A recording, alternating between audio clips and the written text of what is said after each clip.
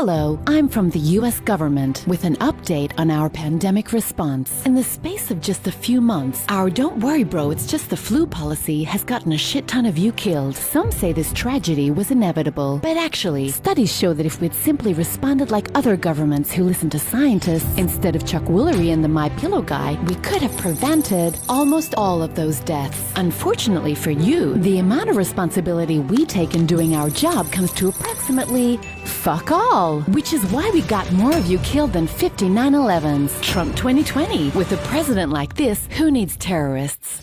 As part of our distract from how many of you were getting killed policy, we'll be telling you the real threat to America is minorities demanding not to be murdered by cops. And to make you feel safe, we've deployed a secret police force to kidnap people off your streets without probable cause. Some call that taking a dump on the Constitution, but we call it law and order. Thanks to all the well-armed militias cheering us on, as we literally do the one thing the Second Amendment was supposed to prevent. What's that? People are looting in the streets? Oh, darling. The real looting is the one we're doing right here. As part of our exploit this crisis to funnel wealth from the poor to the rich policy. Like, remember when we told you COVID was no big deal, so we could buy ourselves just enough time to sell off our personal stocks before the crash which we knew was coming? Phew. Or when we passed the biggest bailout package in history, which funneled shit tons to corporations and easily forgivable loans. We even gave billions to churches bankrupted by sex abuse scandals. Even the I Love Small Government Rand Institute got some of the loot. But hey, don't forget that single barely above minimum wage check we sent you. You know, the one you simply handed over to your landlord to pay the rent, who in turn handed it to a bank to pay their mortgage, which is how we laundered another $1 trillion to banks through the working class. Profits made, profits kept. Now millions of you face homelessness, and one